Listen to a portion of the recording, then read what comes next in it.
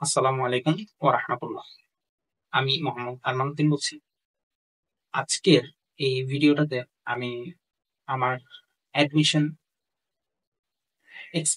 Admission ভর্তি পরীক্ষার সময় আমার যে এক্সপেরিয়েন্স গুলো হয়েছে সেইগুলো, তার সাথে আমার কেমন পড়াশোনা ছিল ভর্তি পরীক্ষার সময়, এই জিনিসগুলো নিয়ে আমি আলোচনা করব।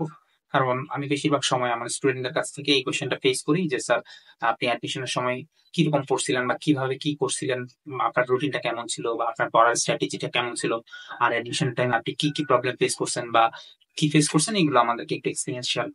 সো আমি দেখা যায় কি, যখন বিভিন্ন ক্লাসে থাকি তখন ক্লাসে এইসব কথাবার্তা শেয়ার করার তেমন একটা আহ, সময় থাকে না, যেহেতু ক্লাসের টাইম খুবই ধরাবাঁধা একটা নিয়মে থাকে। সো আজকের ভিডিওটাতে আমি ওই জিনিসগুলো নিয়ে একটু আলোচনা করব। প্রথমে আসি আমার পড়ার স্ট্র্যাটেজি কেমন ছিল সেটা নিয়ে। আমি বিশেষ করে মানে আমার পার্সোনাল মতামত এবং আমি কিভাবে পড়ছি ওইটা নিয়ে আমি কথা বলছি। আমি এইচএসসি যখন ছিল, একাডেমিক পড়াগুলোর প্রতি খুব গুরুত্ব এবং মনোযোগ সহকারে পড়ার চেষ্টা করছিলাম সবকিছু। আহ, উম, যেমন আমি প্রত্যেকটা টপিকের কনসেপ্ট সহ, বেসিক সহ জিনিসগুলো পড়ার চেষ্টা করতাম। কারণ অনেক সময় দেখা যায় কি, আমরা এইচএসসি তে পড়াকালীন আমরা বেশিরভাগ স্টুডেন্টদের মধ্যে এরকম একটা মেন্টালিটি আছে যে স্যার, এইচএসসি তে যেহেতু আমার চ্যাপ্টার গুলো অনেক বড় বড়, বিশেষ করে কেমিস্ট্রি, তারপর হচ্ছে ফিজিক্স, হ্যাঁ, বা আমি ফিজিক্স আর কেমিস্ট্রির কথাই বলি বিশেষ করে, কারণ যেহেতু আমি ওই ওই সাবজেক্ট গুলাই আসলে আমি স্টুডেন্টদেরকে পড়াই। ম্যাথের ক্ষেত্রেও এই স্ট্র্যাটেজিটা ফলো করতাম আমি, যে বেশিরভাগ স্টুডেন্টের মধ্যে এই যে একটা ইন্টেনশন থাকে যে স্যার, চ্যাপ্টারটা ছোট করে শর্টকাটে আমরা কিভাবে পড়তে পারি।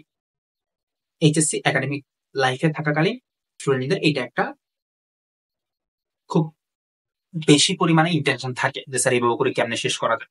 সো আমি এটা ফলো করতাম। কারণ আমি যদি এইচএসসি তে আমার পড়াগুলো শর্টকাটে পড়ার চেষ্টা করি বা বেসিক জিনিসগুলো আমি স্কিপ করে শর্টকাট সূত্র দিয়ে শর্টকাট ওয়েতে আমি ম্যাথ সলভ করার চেষ্টা করি, এগুলো করলে কিন্তু আমার পরবর্তীতে আহ, আহ, যেই অ্যাডমিশন দিব, বিশেষ করে আমি তো ফোকাস ছিল হচ্ছে আমার engineering admission test, like BUET, সিকেরওয়েট, এই এক্সাম গুলা। সো বুয়েট বা ইঞ্জিনিয়ারিং অ্যাডমিশন টেস্টের জন্য যদি আপনার বেসিক কনসেপ্টটা যদি উইক থাকে, তাহলে কিন্তু ওইখানকার যে কোশ্চেন গুলো থাকে, কিছু কিছু জিনিস দেখা যায় কি, আমি শর্টকাট ওয়েতে মানে এমনি যে সূত্র পড়ে গেলে হইলো না, আমার কনসেপ্ট ক্লিয়ার থাকা লাগে। কিছু কিছু কোয়েশ্চেন থাকে হচ্ছে খুব কনসেপচুয়াল কোয়েশ্চেন হয়, সেগুলো আমাদের কনসেপ্ট যদি ক্লিয়ার থাকে, বেসিক ক্লিয়ার থাকে, তাহলে আমরা অ্যান্সার করতে পারবো। এই কারণে আমি এইচসি তে সবকিছুই মানে বেসিক সহকারে পড়ার চেষ্টা করতাম, যত সময় লাগুক না কেন। দেখা যেত আমার অনেক ফ্রেন্ডের এক একটা চ্যাপ্টার শেষ করতে লাগবে হচ্ছে 6 থেকে 7 দিন, মানে একদম ইনিশিয়াল মোমেন্টে। কিন্তু আমার দেখা যায় একটা চ্যাপ্টার শেষ করতে 1 মাসের উপর লাগছে, কারণ আমি ওইগুলোতে একটু বেশি সময় দেওয়ার চেষ্টা করতাম, বেসিক কনসেপ্ট সহ। হ্যাঁ, তবে অবশ্যই শর্টকাট ওয়ে শিখবো, কিন্তু আমি যখনই আমার ইনিশিয়াল পড়াগুলো শুরু করবো, ওই সময় যদি আমি শর্টকাট নিয়ে পড়ে থাকি তাহলে কিন্তু হবে না। তাই আমি ফার্স্টে থেকে বেসিক ক্লিয়ার করার চেষ্টা করতাম সবকিছুতে। সো বেসিক কনসেপ্ট ক্লিয়ার করার পরে এইচএসসি তে অবশ্যই এভাবে করেই পড়ালেখা করতে হয়েছে। এবং আমার তো আসলে আমরা এইচএসসির পরবর্তী সময়টাতে আমাদের ভর্তি পরীক্ষার জন্য যথেষ্ট সময় পাইছিলাম আমরা। বিশেষ করে করোনার সময় হচ্ছে আমরা ব্যাচ 20, আমি ব্যাচ 20 হওয়ার কারণে আমাদের করোনার সময়ে আমাদের ভর্তি পরীক্ষাটা অনুষ্ঠিত হয় আর কি, মানে করোনার একদম শেষ দিকে। সো এই সময়টাতে যখন বন্ধ ছিল, তখন আমি কি করতাম, আমার এইচএসসি যেই পড়াগুলো পড়ছিলাম সেই পড়াগুলো অবশ্যই আমি রিভাইজ দিতাম। আমার নোট খাতা আমি ক্লাসের মধ্যে নোট করতাম, রেগুলার ব্যাচে যখন করতাম তখন আমি নোট করতাম, সেই নোটগুলো আমি রিভাইজ দেওয়ার চেষ্টা করতাম। রিভাইজ দেওয়ার পরে বিশেষ করে এটা ফিজিক্সের জন্য বলি, যে এক একটা চ্যাপ্টারের জন্য, বিশেষ করে অ্যাডমিশনের জন্য আমি কিভাবে পড়ছি সেটার কথা বলছি। আমি আমার ফিজিক্সের এক একটা চ্যাপ্টারের আহ পুরো চ্যাপ্টারটা আমি বেসিক কনসেপ্ট সহ রিভিউ দিতাম, রিভাইজ করতাম। রিভাইজ করার সময় আমি একটা আলাদা একটা পেজ নিয়ে প্রত্যেকটা চ্যাপ্টারের এক একটা করে করে পেজ নিতাম। এক একটা পেজের মধ্যে ওই চ্যাপ্টারের সম্পূর্ণ সকল রকম শর্টকাট কিংবা সকল রকম ফর্মুলা, সূত্র, সবগুলো আমি ওইখানে লিখে রাখার চেষ্টা করতাম, লিখে রাখতাম প্রত্যেকটা চ্যাপ্টারের জন্য। সো এটা আমার হেল্প করতো কি, কারণ আমার যেহেতু ফোকাস ছিল ইঞ্জিনিয়ারিং ইউনিভার্সিটি অ্যাডমিশন টেস্ট, বিশেষ করে বুয়েট প্রিপারেশন নিচ্ছিলাম, তো আমার আরো একটা ফোকাস ছিল হচ্ছে আমার বেশি বেশি ম্যাথমেটিক্যাল কোয়েশ্চেন সলভ করতে হবে। তো ম্যাথমেটিক্যাল কোশ্চেন সলভ করার জন্য আমার অ্যাকচুয়ালি শুধু বেসিক জেনে থাকলেই কিন্তু হবে না, আমার কিন্তু সূত্র জানা লাগবে সবকিছু। তো এই কারণে আমি এক একটা পেজের মধ্যে এক একটা চ্যাপ্টারের সূত্রগুলো আমি লিখে রাখতাম, সেই পেজগুলো আমি একসাথে স্টেপল করে রাখতাম প্রত্যেকটা। যেমন কি ফিজিক্সের প্রথম ফার্স্ট পেপারের মধ্যে 10টা চ্যাপ্টার আছে, 10টা চ্যাপ্টারের জন্য 10টা পেজ নিলাম, 10টা পেজের মধ্যে 10টা চ্যাপ্টারের প্রত্যেকটা সূত্র এক একটা পেজে, মানে একটা পেজে এক একটা চ্যাপ্টারের সূত্র আমি নোট করে রাখতাম। কারণ আমি এই চ্যাপ্টার গুলো আমার রিভাইজ দিতে হবে, অনেকবার রিভাইজ দিতে হবে। সো মানে অনেকবার রিভাইজ দিতে গেলে, মানে অনেকবার যদি আমি ম্যাথ প্র্যাকটিস করতে যাই, অনেকবার যদি আমি রিভাইজ দিতে যাই, তাহলে পুরো চ্যাপ্টারটা যাতে আমার আবার রিভিউ করতে না হয়, আমার যাতে সূত্রটা দেখে, মানে ওই পেজটা দেখে যাতে আমার সূত্র সবগুলো কভার আপ করে দেয় এবং আমার যাতে ইজিলি আমি কোশ্চেন ব্যাংক সলভ করতে পারি। এটা আমাকে অনেক বেশি হেল্প করতে হচ্ছে কোশ্চেন ব্যাংক সলভ করার জন্য। আমি এই কাজটা করতাম আসলে কোশ্চেন ব্যাংক সলভ করার জন্য, বিশেষ করে ফিজিক্সের মনে করেন আমি চতুর্থ অধ্যায় নিউটনীয় বলবিদ্যা, আচ্ছা যাই হোক, নিউটনীয় বলবিদ্যা চ্যাপ্টারটা হচ্ছে আমি কোশ্চেন ব্যাংক সলভ করবো, সেটা হোক ঢাকা বিশ্ববিদ্যালয় হোক বুয়েটে। তবে বেশিরভাগ সময় ইঞ্জিনিয়ারিং অ্যাডমিশন টেস্ট, মানে ইঞ্জিনিয়ারিং কোশ্চেন ব্যাংক সলভ করার চেষ্টা করতাম। সো ওই কোশ্চেন ব্যাংক সলভ করার জন্য মনে করেন আমি নিউটনীয় বলবিদ্যা কোশ্চেন ব্যাংকের কোশ্চেন গুলো আমি সলভ করবো। তো এই জিনিসটা সলভ করার আগে আমার তো মাথায় সব রকম সূত্র থাকতে হবে। আমি যে ইঞ্জিনিয়ারিং অ্যাডমিশন টেস্টের কোশ্চেন গুলো যে অ্যাপ্রোচ করবো, আমি যে ওগুলো সলভ করবো, তাহলে আমার সূত্র জানা থাকতে হবে না? কনসেপ্ট তো ক্লিয়ার থাকবে, ঠিক আছে, কিন্তু সূত্র সবগুলো যদি আমার একটা পেজের মধ্যে থাকে, তখন আমি কি করতাম, ওই পেজটা জাস্ট একটু রিভাইজ দিতাম, যে কোন কোন সূত্র আছে কি কি, ওগুলো রিভাইজ দিয়ে তারপর আমি আমার ম্যাথ, মানে আমার কোশ্চেন ব্যাংকটা সলভ করা শুরু করতাম। তো এরকম করেই আমি ফিজিক্সটা অ্যাকচুয়ালি পড়তাম। আর কেমিস্ট্রির ক্ষেত্রে যেটা বলা চলে সেটা হচ্ছে, আমি কেমিস্ট্রি খুব ডিটেলস আমার নোট খাতা রেডি করছিলাম, আমার ওই নোট খাতা থেকেই কিন্তু আমি পড়ে পড়ে প্রত্যেকটা, মানে একটা চ্যাপ্টার আমি আমার থিওরি, আমার নোট খাতা পড়ার পরে আমি কোশ্চেন ব্যাংকে চলে যেতাম, যত বেশি পারি কোশ্চেন সলভ করার চেষ্টা করতাম, যত বেশি পারি আমি কোশ্চেন ফেস করার চেষ্টা করতাম। তো এইটা আসলে অনেক বেশি গুরুত্বপূর্ণ ভূমিকা পালন করবে আপনাদের জন্য, যারা বিশেষ করে না, মানে যারা সবাই তো আসলে ইউনিভার্সিটি অ্যাডমিশন টেস্টে অ্যাটেন্ড করবেন। সো আপনাদের সকলের জন্য একটা থাকবে হচ্ছে, আমার রিকোয়েস্ট থাকবে, যদি আপনি পরীক্ষা ভালো করতে চান, তাহলে আপনার পরীক্ষার কোশ্চেন গুলো বেশি বেশি ফেস করার এক্সপিরিয়েন্স থাকতে হবে। এই এক্সপিরিয়েন্সটা কখন হবে? এই এক্সপিরিয়েন্সটা হবে হচ্ছে আপনি যখন বেশি বেশি পরীক্ষা দিবেন।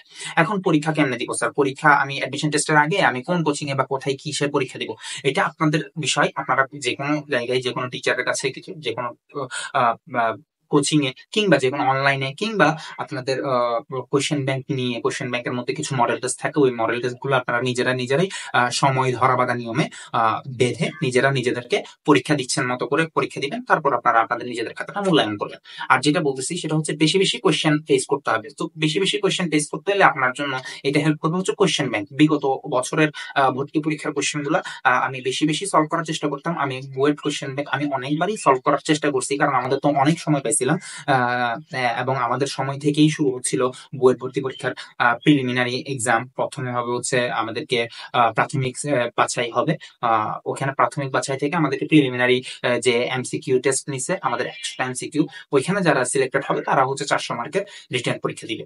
সো এই কারণে আমরা একটু দ্বিধাদ্বন্দ্বে ছিলাম আসলে আমাদের কোশ্চেন প্যাটার্ন কেমন হবে, যেহেতু এর পূর্ববর্তী সময়গুলোতে কখনোই এরকম প্রিলিমিনারি টেস্ট ছিল না, বা কোশ্চেনের স্ট্যান্ডার্ড কেমন হবে, মানে কোশ্চেনের স্ট্যান্ডার্ড কেমন, স্ট্যান্ডার্ডের কোশ্চেন হবে সেটা আমাদের ধারণা ছিল না। যার কারণে আমরা বেশিরভাগই, মানে চেষ্টা করতাম, বেশিরভাগ স্টুডেন্টই চেষ্টা করতাম হচ্ছে বেশি বেশি আমার কোশ্চেন সলভ করতে হবে, যেখানেই পাই না কেন এই স্ট্যান্ডার্ড, মানে বুয়েট স্ট্যান্ডার্ড কোশ্চেন আমার সলভ করতে হবে। সো এই সলভের জন্য আমার সূত্রগুলা নিজের মধ্যে করায়ত্ত থাকতে হবে, সেই সূত্রগুলা তাই আমি আলাদা পেজের মধ্যে লিখে রাখতাম, যেটা বললাম। সো এভাবে করেই পড়তাম আর কি। সো এইটা গেল হচ্ছে আমার মোটামুটি একটা শর্টকাটে আমার বর্ণনা, যে আমি কিভাবে পড়তাম। আমার অ্যাকচুয়াল পড়া হতো এরকম। আর একটা বিষয় হচ্ছে আমার পড়ার স্ট্র্যাটেজি ছিল এইটা, এবং এই জিনিসগুলো কিভাবে আসলে আমি রুটিন করে পড়তাম। এবার সেই কথাটাতেই আসি। মনে করি আমার হাতে সময় আছে হচ্ছে পরীক্ষার আগে 1 মাস সময় আছে। এখন আমার এই 1 মাসের মধ্যে মনে করেন কথার কথা আমি বুয়েট ভর্তি পরীক্ষা দিব। তো বুয়েট ভর্তি পরীক্ষায় আমার কি কি আছে? ফিজিক্স, কেমিস্ট্রি, আর কি। এখন এই 1 মাসকে আমি যাতে 2বার, মনে করেন কথার কথা আমি সর্বনিম্ন ধরলাম 2বার মানে আমি রিভাইজ দিব, 2বার আমি কোশ্চেন ব্যাংক সলভ করবো, 2বার আমি সবকিছু রিভিশন দিব। তখন আমি কি করতাম, নিজের মতো করে ওই সময়টাকে 2টা ভাগে বিভক্ত করে প্রত্যেকটা সাবজেক্টের জন্য কয়দিন লাগবে সেটা নিয়ে নিতাম। এবার মনে করেন কথার কথা আমার 30 দিনের মধ্যে 15 দিন করে আমি 2বার বিভক্ত করলাম। এখন 15 দিন করলে 15 দিনে আমি ফিজিক্স, কেমিস্ট্রি, হায়ার ম্যাথ বাকি 15 দিন আবার ফিজিক্স কেমিস্ট্রি হ্যাঁ ম্যাথ করবো। তাহলে 15 দিনকে আমি 3 ভাগে বিভক্ত করলে 5 দিন করে সময় পাইতাম। মনে করেন ফিজিক্সের জন্য আমি 5 দিন সময় পেতাম। এখন আমি 5 দিন যে সময় পাইতাম, এই 5 দিনকে আমার জোরপূর্বক ফিজিক্স শেষ করতে হবে, without any with any cost, at any cost আমার এই ফিজিক্সটা 5 দিনে শেষ করতেই হবে। এটা আমি স্ট্রিক্টলি মেনটেন করার চেষ্টা করতাম। অ্যাটলিস্ট এই দিক থেকে আমি পড়া পড়ি না পড়ি, কিন্তু আমি রুটিন মেনটেন করার চেষ্টা করতাম খুব বেশি ওই সময় থেকে। সো এটা কি করতো, আমার মেন্টাল স্ট্রেস অনেকাংশে কমাইতো। কারণ আমি যদি কোনো রুটিন না করি, তখন আমার মাথায় একটা প্রেশার থাকবে, আমি 1 মাসে কি করবো, 1 মাসে আসলে কি কি শেষ করবো। আমি ফিজিক্স শেষ করতে করতে যদি আমি বিদ্যুৎ শেষ করে ফেলি, তখন কেমিস্ট্রি কখন করবো, ম্যাথ কখন করবো, এরকম আমাদের প্যানিক হয়। ভর্তি পরীক্ষার আগে বা যে কোনো পরীক্ষার আগে, বড় পরীক্ষার আগে আমাদের এইটাই প্যানিক হয় যে আমার আর মাত্র আছে 30 দিন, কমতে কমতে 20 দিন, কমতে কমতে 10 দিন, তারপর করে আরেক সপ্তাহ আছে, 5 দিন, 4 দিন আছে, আমি কি করতেছি আসি। তো এই জিনিসটা আমি স্ট্রেস ফ্রি থাকার জন্য আমি কি করতাম, স্ট্রেস ফ্রি থাকার জন্য আমার রুটিন করে নিতাম। তো বললাম যেটা মনে করেন ফিজিক্সের জন্য 5 দিন দিলাম, তাহলে এখন 5 দিনের মধ্যে আমার ফিজিক্স ফার্স্ট আর সেকেন্ড দুইটাকে বিভক্ত করতে হবে। সেকেন্ডকে দিলাম 3 দিন, ফার্স্টকে দিলাম 2 দিন, তাহলে 2 দিনে আমার ফিজিক্স ফার্স্ট পেপার শেষ করতে হবে। তাহলে এবার চিন্তা করি আমি 2 দিনে কয়টা বেলা পাবো। 3টা বেলা পাইলাম, মনে করেন সকাল, দুপুর, রাত, 3 3 6 বেলা, 6 বেলায় আমার ফিজিক্স ফার্স্ট পেপার শেষ করতে হবে। 3 3 6 বেলায় আমার ফিজিক্স ফার্স্ট পেপার শেষ করতে হবে। এখন ফিজিক্স ফার্স্ট পেপারের চ্যাপ্টার আছে কয়টা, চ্যাপ্টার আছে হচ্ছে 10টা। এখন 10টাকে আমি 6 বেলায় শেষ করতে হবে অ্যাট এনি কস্ট। কোনো বেলায় 3টা দিয়ে দিতে পারি, ছোট চ্যাপ্টার যেগুলো আছে, যেমন কি প্রথম অধ্যায়, দশম অধ্যায়, তারপর হচ্ছে আহ চতুর্থ অধ্যায়, যে চ্যাপ্টার গুলো ছোট আছে সেগুলোকে আমি 1 বেলায় দিয়ে দিলাম। সকালে মনে করেন সকাল 7টা থেকে সকাল 7টা থেকে বেলা 12টা পর্যন্ত পড়া। তো এই 7টা থেকে 12টা 5 ঘন্টার মধ্যে আমি 2টা বা 3টা চ্যাপ্টার দিয়ে দিলাম। তাহলে এখন এটা কোনটা হেল্প করবে, সেটা হচ্ছে ওই যে আমি আমার চ্যাপ্টারটা তো আবার সম্পূর্ণ পড়ে পড়ে আমার রিভাইজ দিতে হচ্ছে না। আমি কি করব, ওই যে আমি বলছিলাম পেজের মধ্যে আমি সূত্র লিখে রাখছি, প্রথম অধ্যায় শুরু করতেছি, প্রথম অধ্যায় সূত্রগুলো দেখলাম, দেখে এবার আমি কোশ্চেন ব্যাংক সলভ করা শুরু করে দিলাম। কোশ্চেন ব্যাংক সলভ করলাম, সর্বোচ্চ মনে করেন আমি 1.5 ঘন্টা সলভ করলাম। তো সর্বোচ্চ 1.5 ঘন্টা সলভ করলে প্রথম অধ্যায় কিছুই বাকি থাকে না, আসলে প্রথম অধ্যায় তেমন কিছুই নেই। তো চতুর্থ অধ্যায়ে গেলাম, চতুর্থ অধ্যায়ের জন্য আমি রিভিশন দিতে, আমার ওই পেজটা থাকার কারণে আমার একটা চ্যাপ্টারের থিওরি রিভিশন দিতে আমার সময় লাগতেছে সর্বোচ্চ কতক্ষণ, সর্বোচ্চ 20 থেকে 30 মিনিট। এটাই আমাকে অনেক বেশি হেল্প করতো, বিশেষ করে ফিজিক্সের ক্ষেত্রে।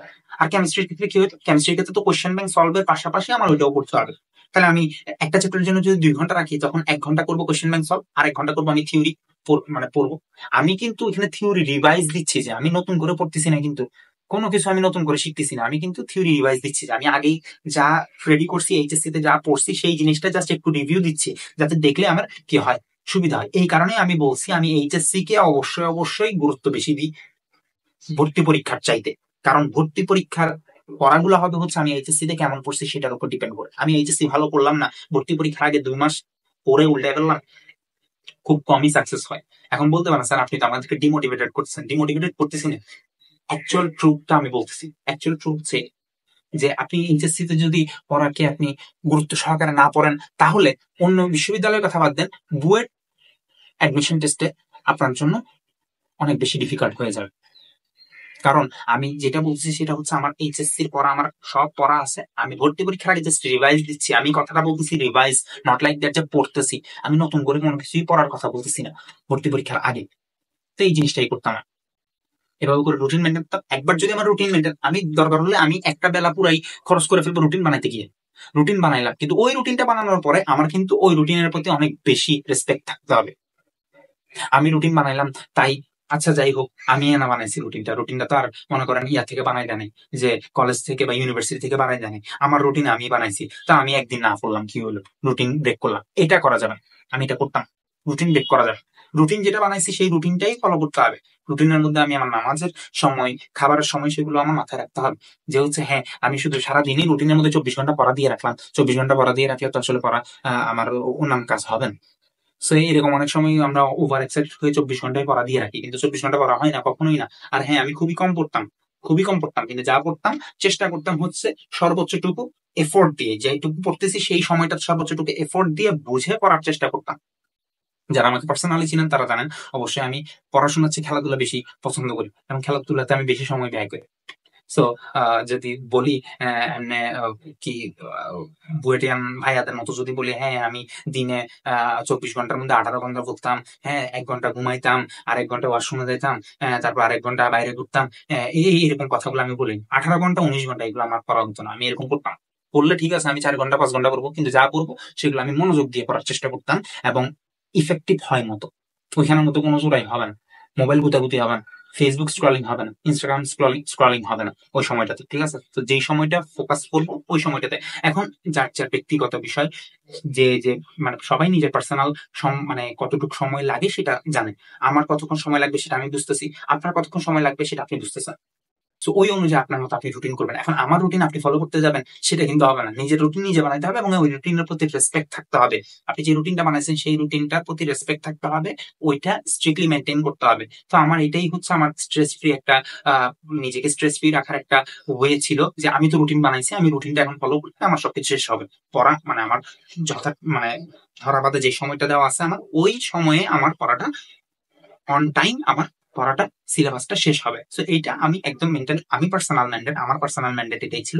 আমি নিজেকে নিজে স্ট্রেস ফ্রি এভাবেই রাখতাম রুটিন করে। স্টিল নাও আমি এখনো আমার সেরকম, আমি বিভিন্ন রকম বিভিন্ন কাজের কোচিং এর ক্লাস বলি, নিজের পড়া বলি, কিংবা খেলাধুলা বলি, সবকিছু আমি এরকম রুটিন মেনটেন করার চেষ্টা করি।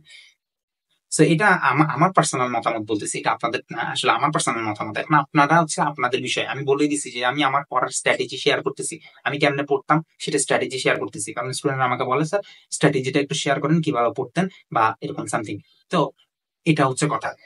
এবার আমার একটি কিছু সস্তা গাইডলাইন দিই স্টুডেন্টদের জন্য, এরপর আমি আমার ইউনিভার্সিটি অ্যাডমিশন টেস্টের মানে ভর্তি পরীক্ষাগুলোতে আমি কোন কোন এক্সামে কি কি জিনিস ফেস করছি, আনওয়ান্টেড কি ঘটছে, ওয়ান্টেড কি ঘটছে, হ্যাঁ সবকিছুই আমি শেয়ার করার চেষ্টা করবো এই ভিডিওতে, এরপর অংশে। এখন আমি বলি একটা সস্তা গাইডলাইন, সস্তা কিছু গাইডলাইন এখন দেওয়ার চেষ্টা করবো। সেটা হচ্ছে কি, স্যার আপনি যে বলছেন স্টুডেন্টদের মনে কোশ্চেন আসে, এটা হয়তো এখন ফেস করতেছে না, যারা এখন এইচএসসি পরীক্ষা দেন নাই তারা এখন ফেস করতেছে না, যারা ভর্তি পরীক্ষার আগ মুহূর্তে আছেন, যারা এইচএসসি পরীক্ষা শেষ, এখনো তো আসলে এইচএসসি পরীক্ষা শেষ হয় না, এইচএসসি পরীক্ষা তো সামনে 24 ব্যাচের হবে, কিন্তু যারাই হন না, আপনারা সবাই তো আসলে এইচএসসি পরবর্তী সময়টাতে তো ভর্তি পরীক্ষার প্রিপারেশন নিবেন। তো ওই সময়টাতে বেশিরভাগ স্টুডেন্ট এটা ফেস করে কি স্যার, সেটা হচ্ছে, স্যার আমি কোশ্চেন সলভ করা শুরু করছি, বুয়েট কোশ্চেন ব্যাংক নিলাম, কোশ্চেন সলভ করতেছি।